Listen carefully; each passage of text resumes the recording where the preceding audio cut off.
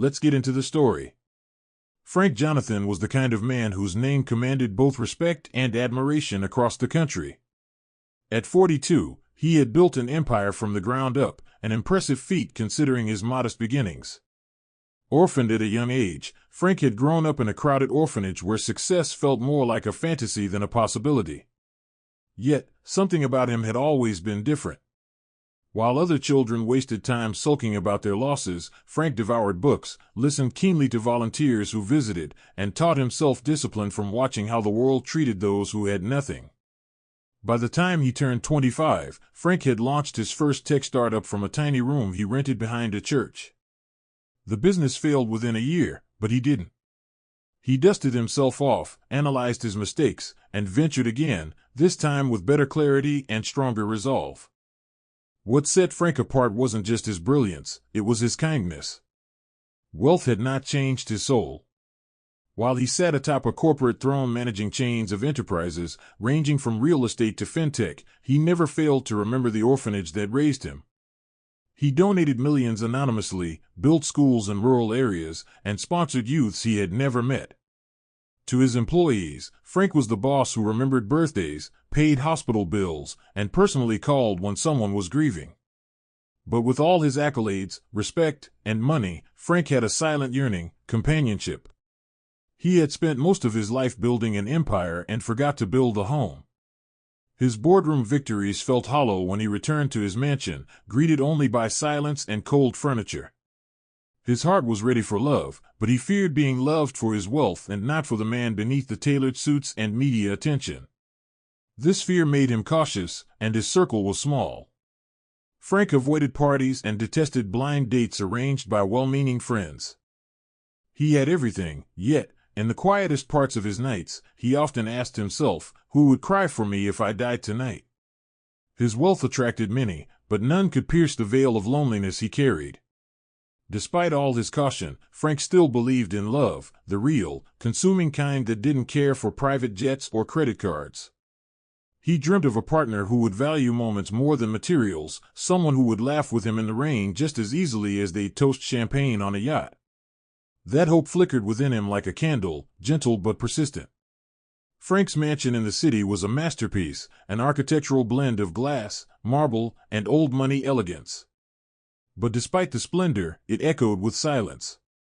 He often stood on the balcony at night, sipping coffee while watching cars zip past, wondering when destiny would bring someone into his life who saw him, not his status.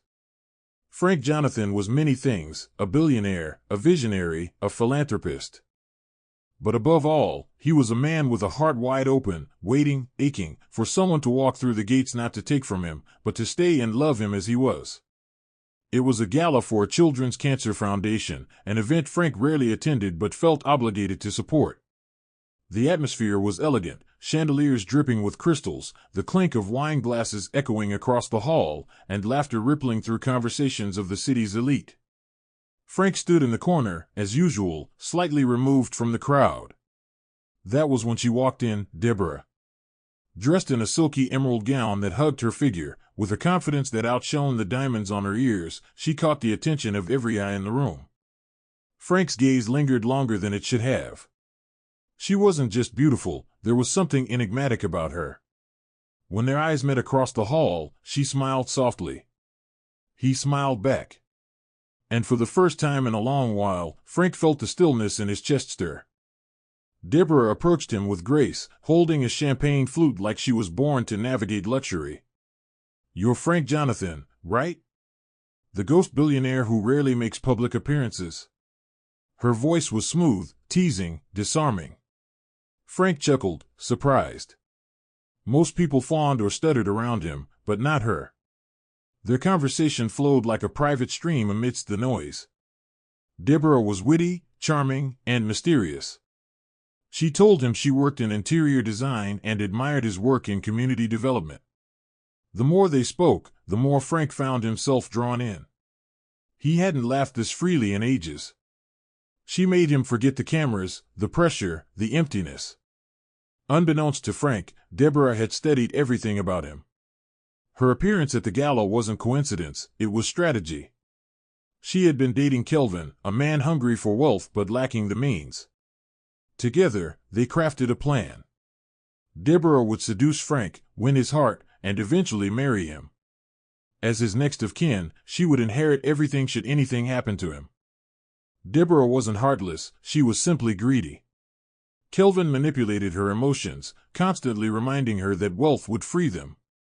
"We'll never have to beg for scraps again," he'd whisper. "Once he's gone, we'll have everything." And so, when she stepped into Frank's world, it wasn't out of love. It was a well-orchestrated trap. As the night ended and Frank offered to drive her home, Deborah hesitated just enough to seem modest. "You don't have to," she said, though she hoped he'd insist. He did. And as they drove through the glimmering streets, Frank felt something he hadn't felt in years, a spark of hope. He dropped her off, and as she leaned into his car window and whispered, "Tonight was unforgettable," Frank's heart whispered back, "So are you." He had no idea he had just invited a storm into his life dressed in satin and secrets. Days turned into weeks, and what began as a simple introduction at the gala blossomed into a whirlwind romance that consumed Frank. Deborah was everywhere, his thoughts, his dreams, and his plans. He found himself rearranging meetings just to have breakfast with her, flying her out to exotic locations on spontaneous trips, and surprising her with gifts that left most people breathless. To Frank, it was the beginning of everything he had longed for: emotional connection, companionship, and love. He hadn't felt this alive in years. The butterflies in his stomach weren't just flutters, they were fireworks. He would lie awake at night, staring at the ceiling, wondering how he ever lived without her. She brought color into his grayscale world, and her presence made his mansion feel like home again. Deborah, on the other hand, was a master of deception. Every word she spoke was calculated, every expression rehearsed. She played the role of the dream woman flawlessly. She listened attentively when he spoke about his business ventures, pretended to care about his philanthropic dreams, and always offered a listening ear when he opened up about his past. To Frank, she was a rare gem, a woman of elegance and depth. To Deborah, he was a golden ticket, a bank account with a heartbeat. Behind the charm and affection, her heart beat only for one man, Kelvin. She reported back to him after every date, detailing Frank's vulnerabilities, routines, and trust. And Kelvin, dark, cunning, and ambitious, used every piece of information to fuel his master plan. Frank's staff noticed the changes in him. His smiles came easier, laughter was more frequent, and he was far more relaxed than he had been in years. The business meetings he once treated like battlefields became less intense. He was no longer just building empires, he was daydreaming about family, legacy, and children. Even his closest friend, Dr. Daniel, remarked, "Frank, you look like a man who's finally found peace."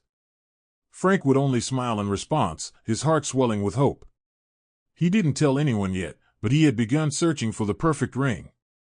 A proposal was on the horizon. He believed in doing things grand, and Deborah, he believed, deserved nothing less. His heart, so cautious for decades, had finally surrendered.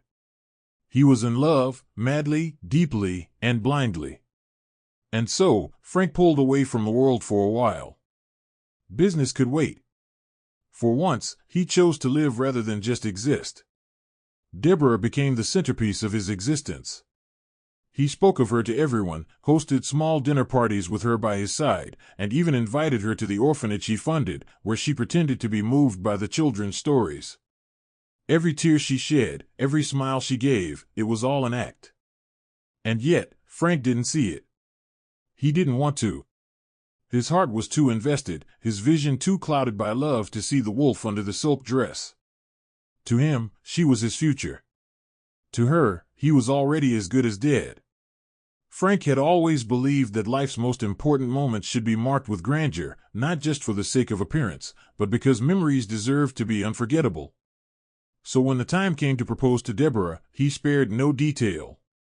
He rented out the entire rooftop of the city's most luxurious hotel, transformed it into a garden of roses and lanterns, and invited a live orchestra to serenade them under the stars.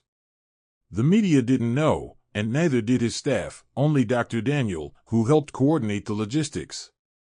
Deborah was told she was attending a private dinner, and when she stepped onto the rooftop, her expression, though mostly feigned, was flawless. Frank, in a navy tuxedo, was already waiting with a box in hand and love in his eyes. As the music swelled and the evening breeze danced through Deborah's hair, Frank dropped to one knee. "Deborah," he began, voice trembling with emotion, "you came into my life like a sunrise after years of darkness. I didn't think someone like you could love someone like me. But if this is a dream, I don't want to wake up. Will you marry me?" There was a moment's pause, not because Deborah was surprised, but because she was calculating how dramatic her reaction should be. Then, tears glistening on her cheeks, she nodded vigorously. "Yes, Frank. 1,000 times, yes." The crowd of waiters and violinists burst into soft applause, and Frank slipped the diamond ring onto her finger. Cameras clicked to capture the moment, and just like that, the city's most eligible bachelor was officially off the market. That night, Deborah made sure to call Kelvin. She stepped into the bathroom under the guise of freshening up, locked the door, and whispered, "He proposed." I said yes. Kelvin's voice on the other end was laced with glee. "Good. Very good. We're one step closer. Once the marriage certificate is signed, it's only a matter of time." Deborah smirked, lowering her voice even more. "Soon, baby. Soon, he'll be out of the picture, and all that money will be ours." They giggled like teenagers plotting a prank, not a murder. Meanwhile, Frank stood outside the bathroom door, sipping champagne, planning how to announce the engagement to his board, and dreaming of his honeymoon. He had no idea the woman he loved was on the phone with the man who would later toast to his death. The engagement made headlines once it went public the next day. Deborah was hailed as the mysterious queen who captured a king. Social media exploded with speculations, admiration, and envy. Frank couldn't be happier. Every time he looked at her, he saw a future filled with laughter, loyalty, and love. He began restructuring his estate, writing her into key legal documents, and transferring assets into joint accounts. Deborah watched every move like a hawk, playing the perfect fiancé while mentally counting down the days. Her plan was unfolding just as she and Kelvin had imagined. The game had begun, and Frank didn't even know he was playing. Frank Jonathan believed that love, when real, should be expressed without reservation. And for a man whose heart had been kept guarded for decades, loving Deborah was like finding breath after nearly drowning. He didn't just feel for her, he acted. Lavishly. Extravagantly. Endlessly. Within 2 weeks of their engagement, Deborah was already the proud owner of a brand new rose gold Bentley, custom made with cream leather interior and her initials engraved on the headrests. Frank handed her the keys like it was nothing, like it was simply a token of affection. Deborah gasped, clutched her chest, and threw her arms around him in a rehearsed display of gratitude. Frank laughed with pride, satisfied that he had brought joy to the woman he adored.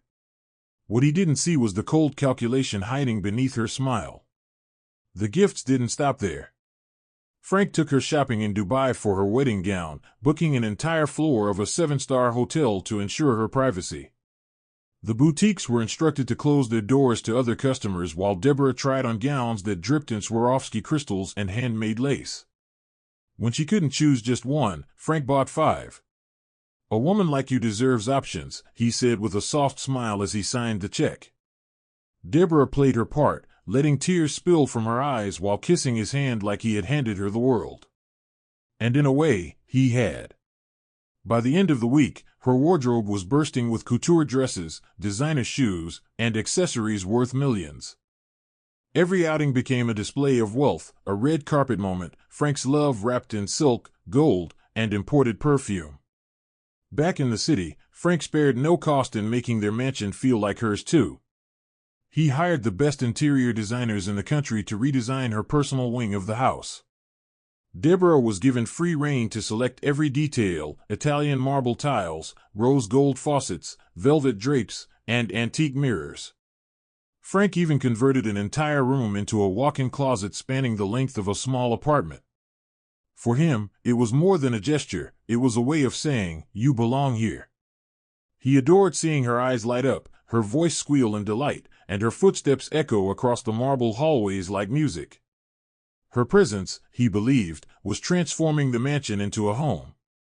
If this is how love feels, he often told himself, then I want to feel it every day of my life. Deborah became the envy of the elite social circles. Blogs called her the luckiest woman in the country. Tabloids wrote about the billionaire who had fallen head over heels for the mysterious beauty. Every gala, every dinner party, every public appearance was a dazzling showcase of Frank's affection. He gifted her a rare diamond necklace at a private island resort, arranged a surprise fireworks display in her honor, and even named a luxury yacht after her, the Deborah Grace. People whispered about their fairy tale romance. What they didn't know was that Frank's love was pure, boundless, and sincere, while Deborah's acceptance was a performance carefully curated for applause. But for now, Frank saw none of that. He was a man deeply in love, and in his world, giving Deborah the best life imaginable was not a burden, it was his dream. The wedding of Frank Jonathan and Deborah gripped the nation like a royal event. From the moment Frank announced the date, the media buzzed with anticipation. He spared no expense in planning what would become the most extravagant wedding of the decade. The venue was an exclusive private island in Seychelles, accessible only by chartered jets and yachts. Hundreds of guests, CEOs, celebrities, dignitaries, received golden invitation boxes embedded with tiny digital screens that played a personalized video message from Frank and Deborah. No detail was too small.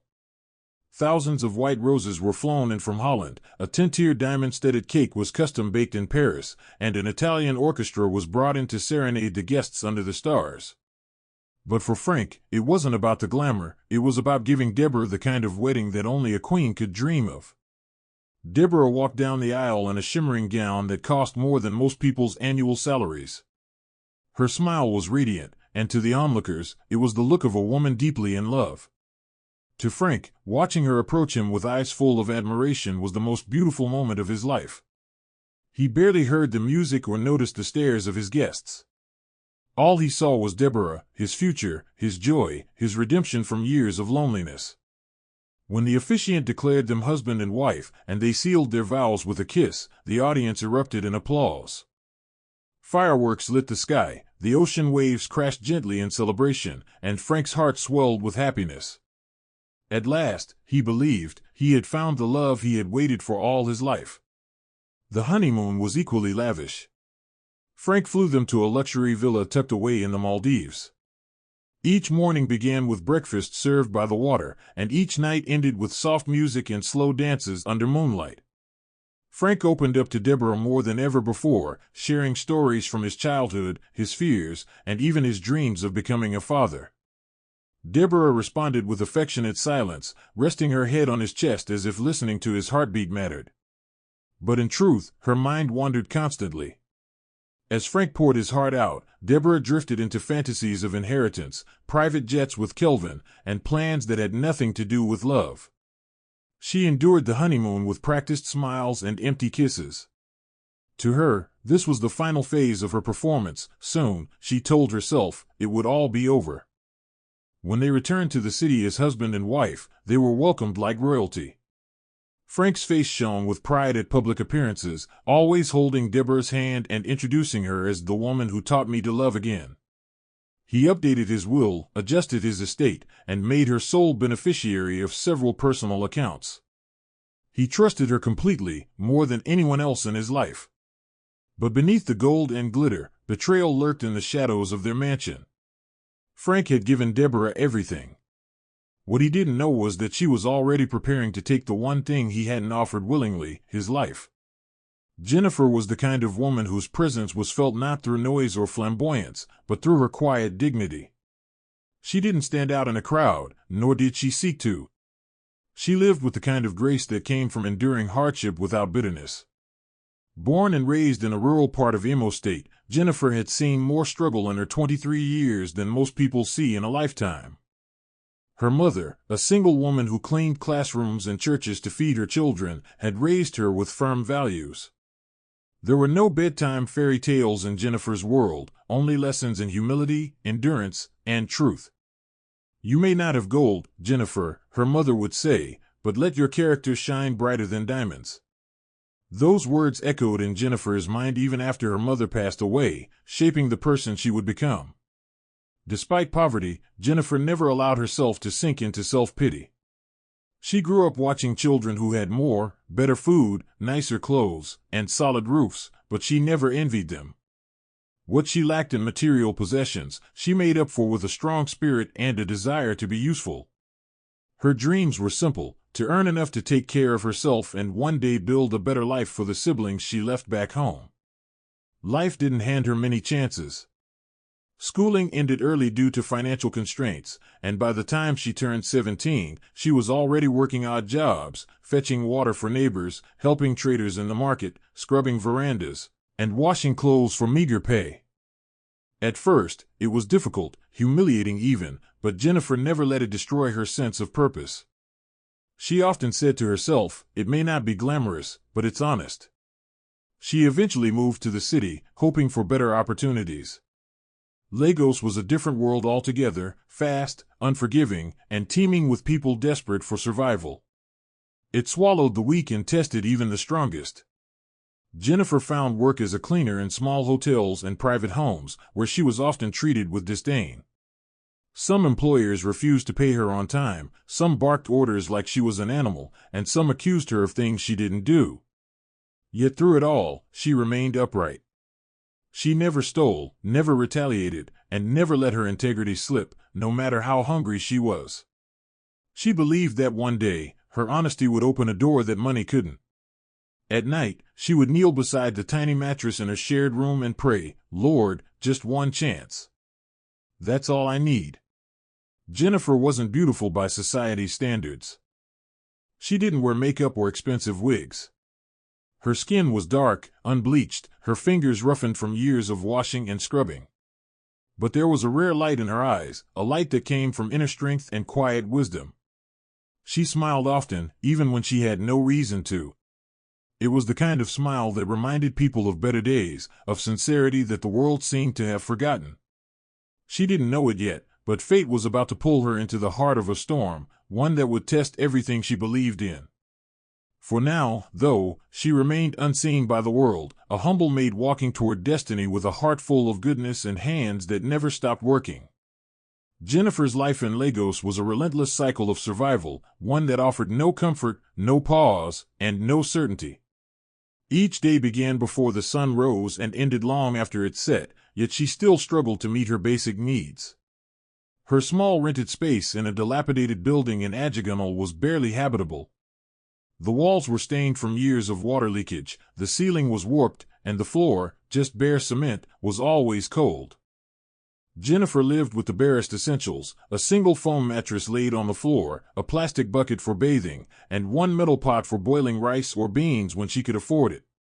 She shared a narrow corridor and toilet with 3 other tenants, and privacy was non-existent. At night, rats scurried in the ceiling, and the noise from arguing neighbors seeped through the thin walls like smoke. But Jennifer endured it all because she had no other choice. Food was never guaranteed. Most times, Jennifer had to make do with whatever she could find. On good days, she would have a bowl of soaked gari in the morning, and if she was lucky enough to have a cleaning job that paid, she'd eat rice with pepper sauce in the evening. On bad days, a sachet of pure water and a cube of sugar kept her from fainting. Despite her hunger, she never begged. She walked through the bustling streets of Lagos with her shoulders upright, her head bowed slightly, not in shame, but in quiet strength. She had learned how to stretch money, how to hide her hunger behind a smile, and how to draw courage from memories of her late mother's unwavering resilience. Each step she took was powered by faith in a better tomorrow. Work was as unpredictable as the weather. One day she'd be cleaning the kitchen of a middle-class family in Surulere, and the next day she'd be scrubbing a compound in Yaba, only to be told the madam had changed her mind about paying. Some employers treated her like furniture, silent and invisible. Others barked orders at her like she was less than human. Once, a man attempted to grope her while she cleaned his bathroom. She slapped his hand and was thrown out without pay. But Jennifer refused to give in to bitterness. She dusted off each disappointment and moved on to the next job, trusting that her honesty and dignity would not go unrewarded. She kept a small notebook in which she wrote quotes and prayers that kept her sane. "Today may be bitter, but tomorrow might be sweet," was one of her favorites. It reminded her not to give up. Every night, when she returned home, feet blistered, arms sore, and body aching, she would sit quietly on her mattress and close her eyes. She never complained. Not to her neighbors, not to the world, not even to herself. She simply whispered her prayers and reminded herself that survival was her current season, not her destination. She looked at the faded photograph of her mother pinned to the wall and promised, "I'll make you proud one day." There was no luxury in Jennifer's life, no rest, no silver lining yet. There was only grit, gratitude for the little she had, and a fire within her that refused to die out.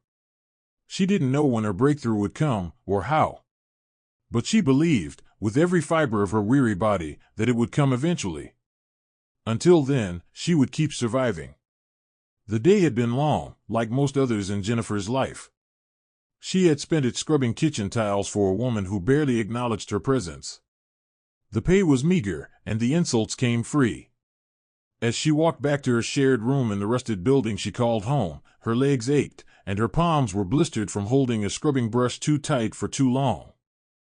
By the time she reached the wooden door to her room, the sun had dipped low, casting a dusty orange glow over the worn-out walls of the compound. Her stomach growled in protest. She hadn't eaten since morning, but she had grown used to ignoring hunger like an unwanted visitor.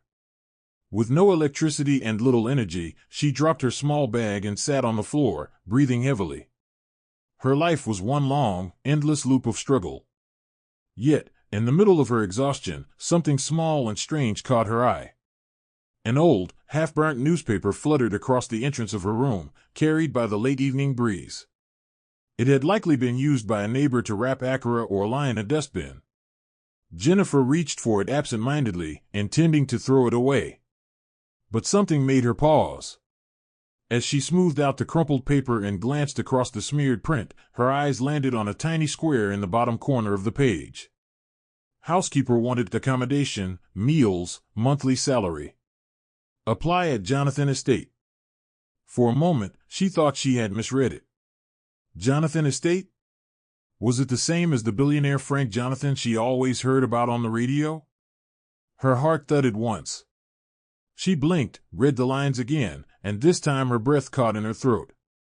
The paper trembled slightly in her hand, not because of the breeze, but because of the storm of emotions rising within her. Jennifer had seen many job ads in her life, but something about this one felt different. It was small, easy to miss, and yet it glowed like a beam of light in her weary eyes. She stared at it as though afraid it might disappear. Her mind began to race, but she did not move. She simply sat there, holding the paper like it was something sacred. After years of working in houses where she was treated like a shadow, here was an opening to work in a place she had only heard about from afar. Could this be real? Could someone like her truly be considered for such a position? She didn't let herself dream too far. She had learned to temper her hopes. But even the smallest light was enough to pierce a lifetime of darkness. She folded the paper carefully and placed it under her pillow. She said nothing to anyone, not her neighbors, not the chatty woman down the corridor who always poked into other people's business. She kept it to herself like a secret treasure. That night, Jennifer lay on her back staring at the ceiling in silence. The rats scratched in the roof, the generator down the street roared, but she didn't notice any of it. All she could think about were those words, Jonathan Estate. It wasn't a guarantee. It wasn't a promise. But it was a possibility. And in Jennifer's world, even the smallest possibility was worth holding on to with all her might. The next morning arrived with a mix of anxiety and determination pulsing through Jennifer's veins. She barely slept through the night. The thought of the job vacancy at Jonathan Estate filled her with too many emotions to rest. She rose before the sun, determined to make a good impression if given the chance to apply. She took her time preparing, even if she didn't have much. She ironed her best dress, a navy blue gown she reserved for church service, and polished her old black sandals with coconut oil until they shone faintly. Her hair, though unrelaxed and thick, was brushed into a neat bun. She stared at herself in a broken piece of mirror for a long moment. Her face was plain, marked with fatigue and years of hardship, but her eyes held strength. "I don't know what they'll see in me," she whispered to her reflection, "but I pray they see my heart." She carried with her a worn brown envelope that contained her WAEC result, an old recommendation letter from a former employer who had relocated abroad, and a passport photograph that had faded around the edges. It wasn't much, but it was all she had.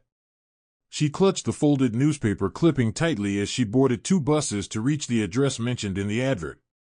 With every bump in the road and stop in traffic, her stomach twisted tighter in knots. She kept rehearsing her introduction in her head, going over every possible question they could ask. What if they asked for references she didn't have? What if her torn shoes gave her away? But she shook off the thoughts. "This may be my only chance," she whispered again, "and I have to try." When she finally arrived at the grand gate of Jonathan Estate, her breath caught. The estate looked like something from a dream, tall gates adorned with golden detailing, high walls covered with blooming flowers, and security guards dressed in black suits. She hesitated before approaching, unsure if she should even knock. But something inside her refused to turn away. She approached the guard post, greeted them respectfully, and showed them the clipping. The guard examined her for a moment, then made a phone call. After a short pause, he pressed a button, and the large gates creaked open. Jennifer stepped inside, her heart pounding louder than her footsteps. The driveway was paved in stone, and the gardens flanked her on both sides with precision-cut hedges and fountains that sparkled under the morning sun. She had never seen anything like it. She was directed to a side entrance and taken to a small waiting room filled with plush furniture and glass walls. There, she sat quietly, her hands folded on her lap, her envelope placed carefully beside her. Everything around her screamed wealth, from the polished marble floor to the crystal chandelier that twinkled overhead. Still, Jennifer remained composed. She had worked in rich homes before, cleaned houses with similar furniture, but never from the side of hope. A kind-faced woman soon entered, introduced herself as Mrs. Clara, the head of domestic operations, and invited Jennifer into an office. The moment Jennifer stepped inside and sat down, she felt something she hadn't felt in a long time: possibility. She wasn't hired yet, but she had crossed a gate she never thought she could approach. For the first time in years, Jennifer felt like maybe, just maybe, the odds were beginning to shift in her favor. Jennifer was crouched in front of her small kerosene stove, gently fanning the flame beneath a dented aluminum pot when her old mobile phone began to vibrate against the floor. It startled her. No one ever called her, at least not without it being bad news. She paused for a second, staring at the screen as it buzzed again. A number she didn't recognize. With hands slightly blackened from soot and anxiety pressing against her ribs, she wiped her palms across her wrapper and cautiously picked up the call. "Hello," she said, voice low and uncertain. "Good morning. Am I speaking with Jennifer?" "Okafor," a woman's voice asked gently. Jennifer nodded instinctively before realizing the caller couldn't see her. "Yes, Ma," she responded, heart already racing. "This is Mrs. Clara from Jonathan Estate. I'm calling to inform you that you've been selected for the housekeeper position. You're to resume work tomorrow morning at 8 a.m. Our driver will pick you up." The phone almost slipped from her grip. For a few seconds, Jennifer said nothing. It felt like time stood still. The words echoed in her ears as though her mind needed a moment to catch up. Selected. Housekeeper. Jonathan Estate. Resume. Tomorrow. Her throat constricted with emotion as she forced the words out. "Thank you, Ma, thank you so much." The woman chuckled lightly and added, "Please be ready by 8. Dress modestly. Bring nothing but yourself. We'll take care of the rest." The line went dead after a polite goodbye, but the silence it left behind was thunderous in Jennifer's world. She slowly lowered the phone, staring at it in disbelief. She had gotten the job. She had gotten the job. Her chest swelled with a feeling too deep for words, an overwhelming mixture of gratitude, disbelief, and relief. For years, she had survived on scraps and prayer. And now, a gate that once seemed too grand to touch had opened for her. She burst into tears, not the silent kind she was used to hiding at night, but full, broken sobs that shook her whole body. She dropped to her knees in the middle of the tiny room and wept with her face buried in her hands. It wasn't just a job. It was a lifeline. A way out of the pit she'd been trying to climb from for years. The room felt too small to hold the weight of what had just happened. She sobbed until her voice cracked, until her back ached, and until she had emptied herself of every emotion she had suppressed for so long. Outside her door, a neighbor passed and peeked in. "Jenny, are you okay?" she asked. Jennifer looked up with red eyes and a shaky smile. "I got the job," she whispered. And those 4 words were the most powerful she had ever spoken. That evening, she moved like someone reborn. She washed her best dress again and pressed it neatly, wrapped her hair in a scarf to keep it clean, and cleaned her sandals until they gleamed beneath the dim bulb. She carefully packed her worn credentials and the newspaper clipping into a transparent file, whispering thanks with each step. She didn't touch the pot of rice she had been cooking. Her hunger was gone, dissolved in the joy of answered prayers. As night fell, she knelt by her mat and prayed longer than she ever had before, tears flowing freely again. Her voice was barely audible, but the gratitude in her tone could have moved mountains. "Thank you, Lord," she whispered, hands clasped tightly. "Thank you for remembering me." She had no idea what waited at Jonathan Estate, but she was ready. Tomorrow, her life would begin again. Jennifer arrived at Jonathan Estate early the next morning, standing by the gate before the driver even honked. Dressed modestly in her pressed gown, she looked neat, even if her shoes showed signs of wear. When the black SUV pulled up and the uniformed driver rolled down the window, Jennifer's heart pounded. "Are you Miss Jennifer?" he asked. She nodded quickly. "Get in," he said, without warmth but not unkindly. The ride to the estate was smooth and silent. Jennifer used the time to whisper prayers, still unsure if this opportunity would last. When they arrived, she was welcomed by Mrs. Clara again, briefed about her duties, and assigned a room in the staff quarters behind the mansion. Her schedule was intense: dusting, laundry, serving guests, and kitchen help. But Jennifer was grateful. The mansion was more than she had imagined, and though the work was demanding, she approached every task with dedication.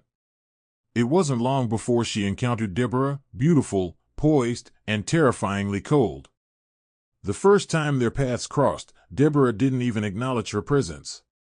She walked past Jennifer as if she were invisible, the heels of her stilettos clicking sharply against the marble.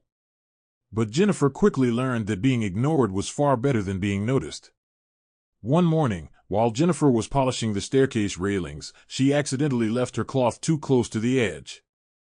Deborah descended the stairs, tripped slightly, and glared down at her. "Are you blind, or just stupid?" she spat. Jennifer, mortified, dropped to her knees and apologized repeatedly. Deborah snapped her fingers and walked away without another word, leaving Jennifer shaken and humiliated. From that moment forward, Jennifer knew that no matter how well she performed, Deborah would always see her as a stain on the glass. The insults became frequent. Deborah would toss clothes at her feet to wash, bark orders even when Jennifer wasn't on duty, and mock her appearance openly in front of friends. Once, she had Jennifer rewash a perfectly clean bathroom just because it didn't smell expensive. At meals, she'd order Jennifer to serve her like royalty and sneer if the tray shook slightly. The other staff noticed but remained silent. Everyone feared Deborah's temper and her position. Jennifer, however, never retaliated. Each time she was insulted, she swallowed the pain and continued working with the same grace her mother had instilled in her. She told herself it was temporary, a stepping stone. But deep down, the weight of Deborah's cruelty was beginning to bruise her spirit. Despite it all, Jennifer endured. She focused on her tasks, avoided eye contact, and stayed out of Deborah's way whenever possible. At night, in her small staff room, she would sit on her bed and whisper strength into her pillow. She didn't understand why someone so beautiful could be so bitter, but she knew better than to question fate. Still, she couldn't shake the feeling that there was something unnatural about Deborah's hostility, something darker than mere arrogance. Jennifer had no idea that soon she would be the only line between life and death for the very man Deborah pretended to love. One rainy evening, the estate was unusually quiet. Frank had traveled for a business summit in Ghana, leaving only Deborah and the staff behind. The weather had forced most of the outdoor workers indoors, and the corridors echoed with the sound of thunder. Jennifer, assigned to polish the dining room furniture, moved quietly through her tasks. As she approached the far end of the hallway near the study, she heard muffled voices. The door to the private lounge was ajar, just enough for sound to slip out. She recognized Deborah's voice immediately, sharp and unfiltered. But the second voice startled her. It was a man's, deep and unfamiliar. Curious but cautious, Jennifer leaned closer. "You promised me, Deborah," the man said. "You said once you marry him, we'd be rich and free." Deborah hissed, "He's out of the country. When he comes back, he'll eat a meal that will make sure he never leaves this house again. Then everything he owns is mine." Jennifer's breath caught. Her hands trembled as she pulled out her small phone. It was an old model with limited storage, but it had a voice recording function. She hit record and held the device near the open space between the door and wall. Her heart pounded louder than the storm outside. "He trusts me too much," Deborah continued with a cold laugh. "He won't even suspect a thing. I'll cook for him myself. It'll be so poetic." The man, Kelvin, she soon realized, snorted. "Good. Because I'm tired of hiding. I want that wealth, Deborah. You're his next of kin. Once he's dead, we own everything." Their laughter chilled her bones. Jennifer backed away quietly and slipped down the hall, hands shaking as she stopped the recording. She didn't fully understand the legalities, but one thing was clear: they were planning to murder Frank. That night, Jennifer barely slept. She replayed the audio again and again, ensuring she had captured every word. Her hands shook each time. The reality of what she had overheard was almost too much to bear. She wanted to run, to pack her few belongings and disappear.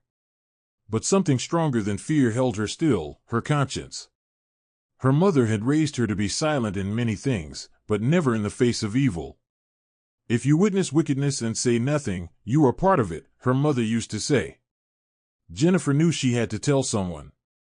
And there was only one person who needed to hear the truth: Frank Jonathan. She prayed he would return soon. Every second felt like she was carrying a live bomb in her pocket. She didn't know what would happen after she revealed the recording, but she knew she couldn't let a good man die. The sun was just beginning to rise when the sleek black SUV rolled through the iron gates of Jonathan Estate. Frank Jonathan was finally home after a 5-day business summit in Ghana.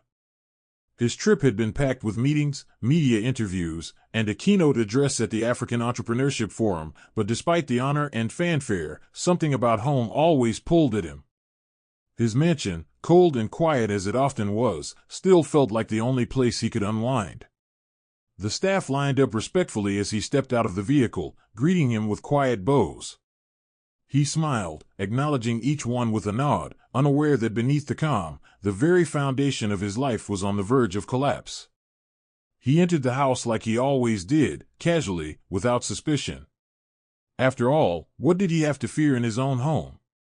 Jennifer had seen his arrival from the staff quarters, her hands trembling as she clutched the phone that contained the recording. The moment she had been dreading and praying for had finally come.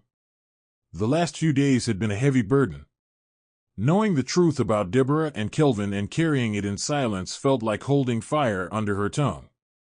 She had rehearsed what she would say 1,000 times in her head, but when she saw him step through the glass doors with his signature grace, every word vanished.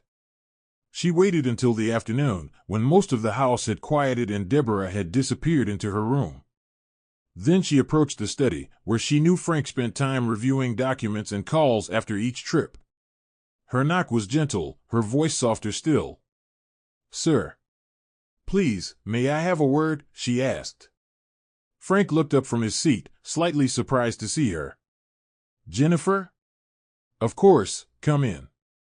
She stepped in carefully, hands folded in front of her, her phone pressed tightly between her palms. I'm sorry to disturb you, sir, she said, not lifting her eyes. But there's something you need to hear. I wouldn't have come if it wasn't serious.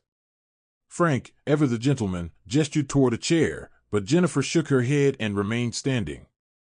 Without another word, she opened the voice recorder on her phone and hit play. As the audio filled the room, the unmistakable voices of Deborah and an unknown man plotting the unimaginable, Frank slowly leaned back in his chair. His expression shifted with each word. He didn't speak, didn't interrupt. He simply listened, the weight of each sentence anchoring him deeper into a silence that grew heavier by the second.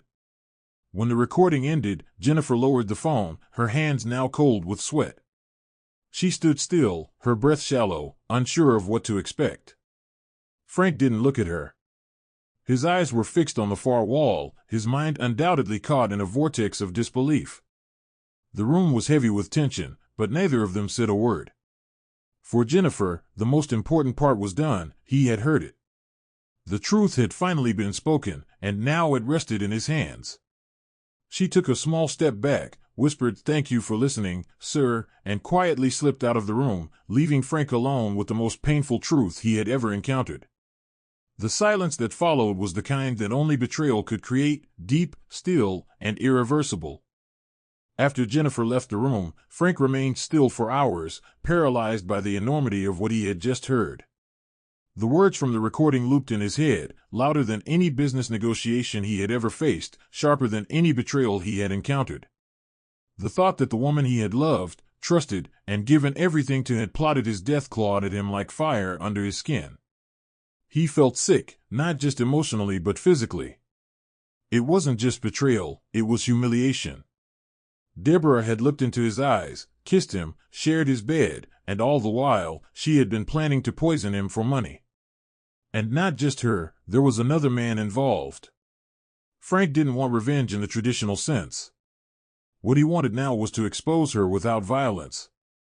He wanted her to feel the exact same shock, the same violation of trust, and the same sense of destruction. But to do that, he needed a plan that was both dramatic and foolproof. The next morning, Frank visited his longtime friend and personal physician, Dr. Daniel, a man whose loyalty was rooted in decades of trust and shared history. Dr. Daniel was stunned when Frank showed him the recording.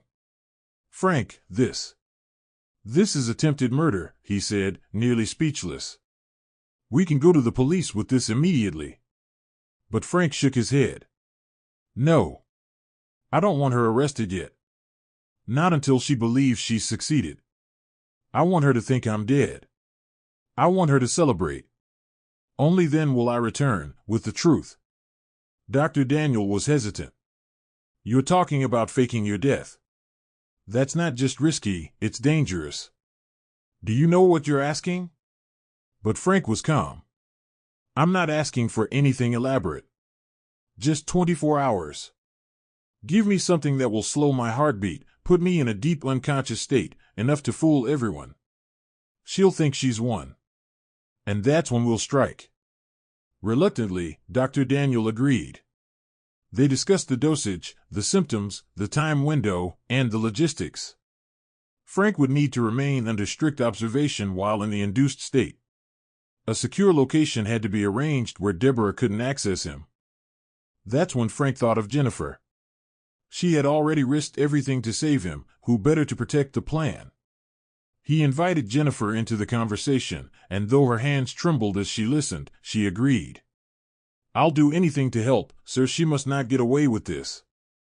Together, the three began working out every detail, how the meal would be served, how Jennifer would switch the poisoned food, how Deborah would believe he had died, and how an empty casket would be buried before the world. It was elaborate, dangerous, and morally complex, but for Frank, it was justice. That evening, Frank returned home and acted as though nothing had changed. He kissed Deborah's cheek, complimented her dress, and even laughed during dinner. She played her role too, charming and attentive, but her eyes held something different, an edge of urgency. Frank knew she was getting close. He could feel it in the way she offered to cook, in the way she touched his shoulder with just a little more affection. She believed the end was near, and so did he.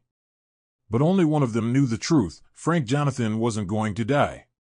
He was about to rise again, only this time, as a man reborn by betrayal and empowered by the truth. Deborah knew the moment had come. For the past few days, she had been waiting for the perfect time to strike. Frank's return from Ghana had gone smoothly, too smoothly. He was calm, affectionate, and attentive, and yet she could feel something shifting. It made her uneasy, but Kelvin kept pressuring her. "If you wait too long, someone else will get his money. Act now," he whispered during one of his secret visits. So she made her move. That morning, she approached Frank with a soft smile. "I want to cook for you today," she said sweetly. "You've been working so hard. Let me remind you what a home-cooked meal tastes like." Frank, already expecting it, smiled and nodded. "That would be lovely, Deborah. It's been a while." Inside, he was preparing himself for the biggest performance of his life. In the kitchen, Deborah dismissed the chefs and insisted on cooking alone. She prepared his favorite meal, egusi soup with pounded yam. But this time, she added a little extra, a powdery substance she had received from Kelvin, promising it would cause instant collapse. She stirred it in carefully, masking it with spices, her heart pounding with a mixture of fear and anticipation. When she finished, she placed the dish on a tray, covered it with a silver lid, and stepped out of the kitchen. What she didn't know was that Jennifer had been waiting. The moment Deborah turned the corner, Jennifer entered the kitchen, retrieved the tray, and replaced the poisoned plate with an identical one she had prepared under Dr. Daniel's instruction. She quickly disposed of the contaminated food in a sealed container and texted Frank, "It's done." Deborah returned minutes later and found the tray untouched, just as she left it. She smiled to herself and carried it proudly to Frank's room. "Lunch is served," she announced. Frank, seated near the window with a book in hand, looked up and smiled warmly. "Thank you, darling. This means a lot." He took the tray and began eating, his motions calm and unbothered. Deborah sat across from him, watching intently, hiding her excitement beneath a mask of concern. Frank ate slowly, deliberately. A few minutes passed, and then, just as planned, he began to cough violently. His spoon dropped. His eyes widened. He clutched his chest and collapsed to the floor. Deborah shot up from her seat, feigning panic. "Frank! Frank! Somebody help!" Her screams echoed through the mansion, calling staff members who rushed into the room, followed closely by Jennifer. The staff scrambled. Calls were made. Jennifer played her part, rushing to fetch Dr. Daniel, who was already waiting outside. Within minutes, Frank was loaded into an ambulance and taken to Daniel's private clinic. There, under sedation, he was declared dead. The news spread quickly. The staff wept. Neighbors gathered. Deborah herself fell to the floor in front of the house, wailing in front of everyone. My husband is gone," she cried, crocodile tears staining her cheeks. But deep inside, she was rejoicing. She believed she had succeeded. What she didn't know was that the man she had tried to kill was alive, resting in Jennifer's tiny apartment, watching the evening news with his heart still beating. The announcement of Frank Jonathan's death swept across the estate like a thunderstorm. By evening, it had made its way into the headlines of business newspapers, radio stations, and blogs across the country.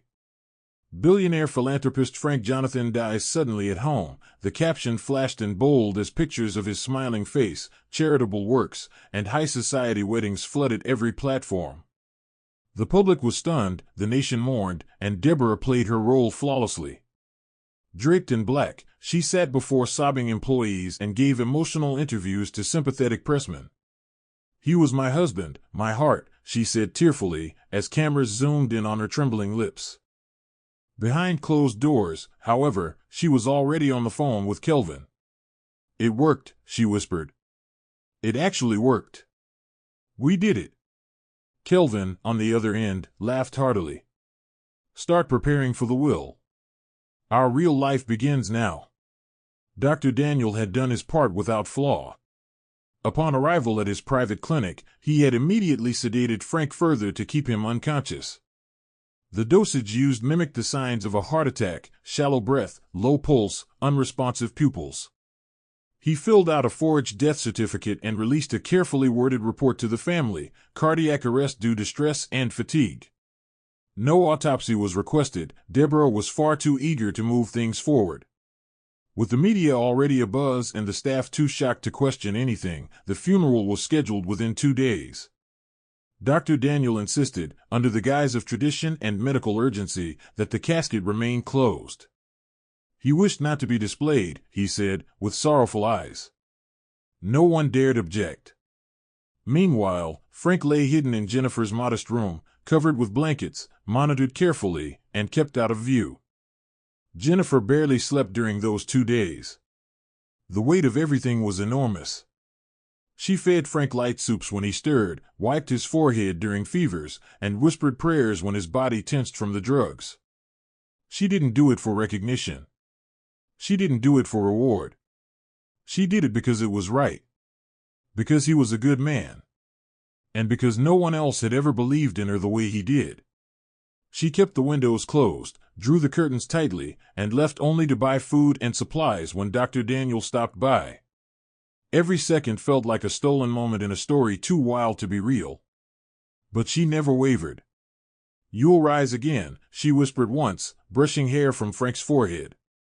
"And when you do, the world will know what they tried to bury." Deborah arrived at the funeral like a queen in mourning. Her black designer gown clung elegantly to her frame, her head covered in a silk scarf as black as her ambition. Diamonds shimmered on her fingers, tokens from the man she had just declared dead. Her face, painted in sorrow, was an artwork of manipulation. She greeted every mourner with glassy eyes and soft sobs, pressing handkerchiefs to her cheeks and dabbing at invisible tears. Kelvin, dressed in a crisp black suit, stayed several steps behind, playing the grieving friend of the family. But those who watched closely might have noticed the faint smirk that flickered on his lips when no one was looking. They had won. The empire was theirs. All that remained was the final reading of the will. As the ceremony proceeded, Deborah stole glances at the notary seated near the front. That man held the key to everything she and Kelvin had conspired for. Every moment was a performance, each sigh rehearsed, each collapse calculated. When the priest asked her to say a few words about her late husband, she took the microphone with a trembling hand. "Frank was everything," she began, her voice choking. "He was a kind man, a generous man. And I was lucky to be his wife." The crowd murmured sympathetically. "But now he's gone, and life feels empty." She dropped to her knees, sobbing uncontrollably as cameras clicked away. Kelvin rushed forward and helped her up, placing his arm around her as she leaned on his shoulder. It was a tragic love story to the outside world, while in reality, it was a dark play written in greed and deceit. That night, they celebrated privately. Champagne bottles were popped, soft music played, and Deborah toasted to a new beginning. Kelvin danced with her in the living room of the mansion Frank built, calling her Queen of the Empire. They laughed freely, uninhibited by pretense now that the funeral was over. "All that's left is the will," Kelvin said. "Once that's done, we're unstoppable." Deborah nodded, already browsing property catalogs and luxury vacations on her tablet. But even in that moment of glee, a shadow lingered. Something in the back of her mind itched, an uneasiness she couldn't quite place. Perhaps it was the silence of the staff, the way Jennifer hadn't been seen in days, or the lingering doubt that things had been too easy. But she shook the thoughts away. Frank was dead.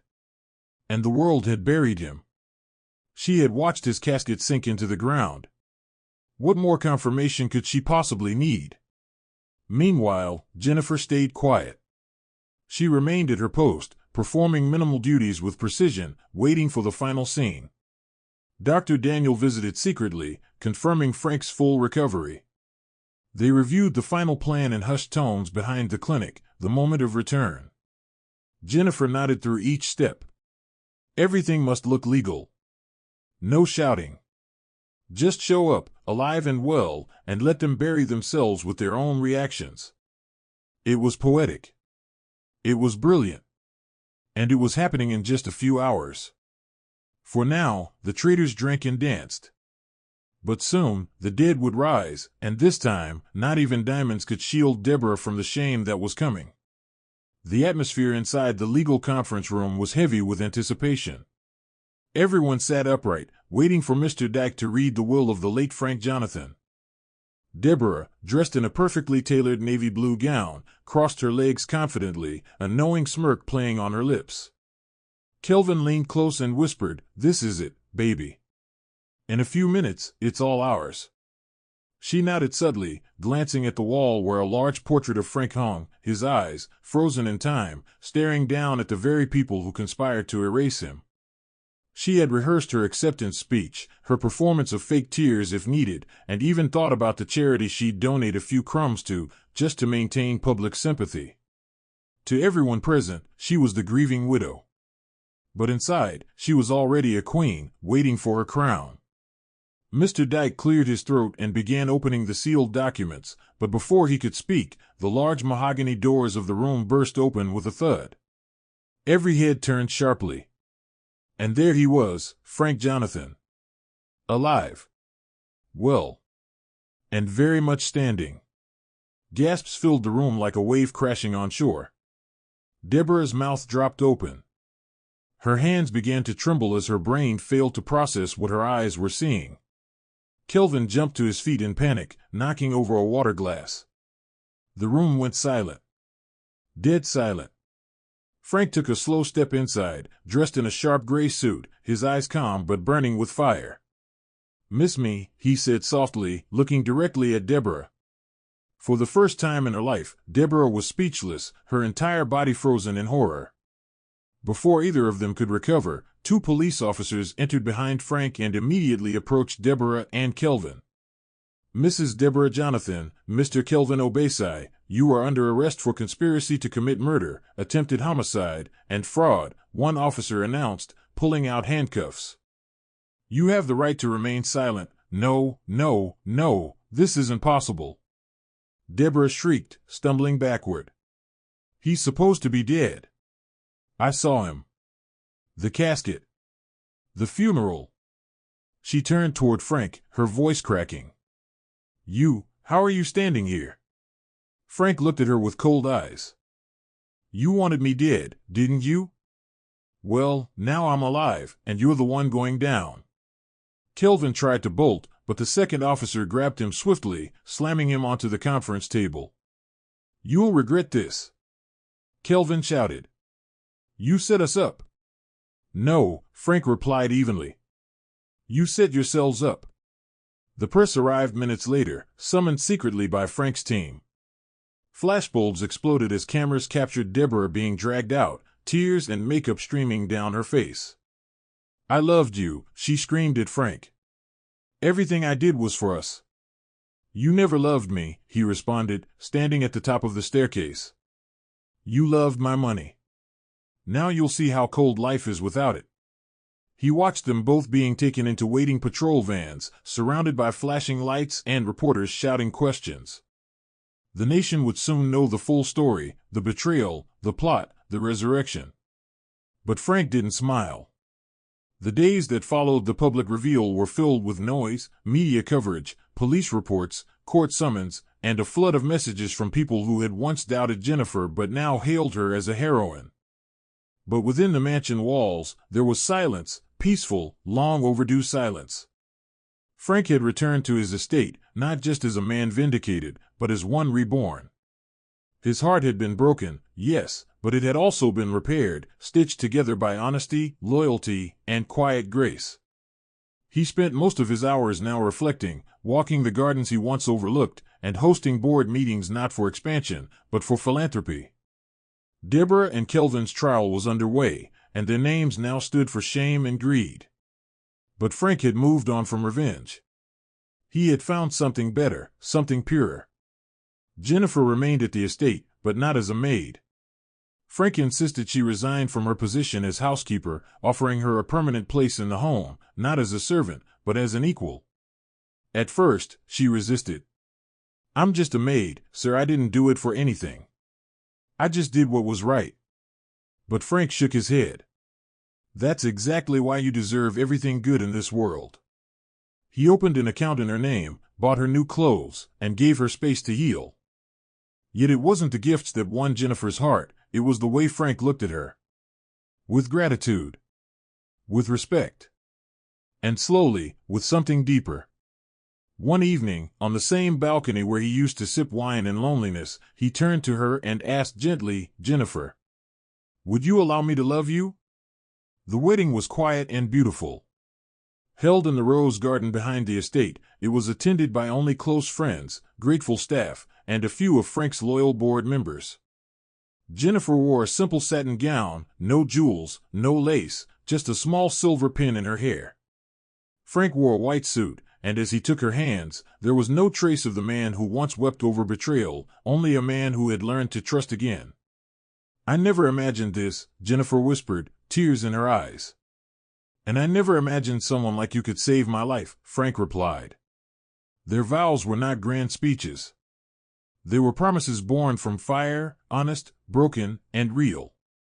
"I vow to protect your peace," Frank said. "And I vow to never forget where I came from," Jennifer added. When they kissed, the sun broke through the clouds as if even heaven had waited for this day.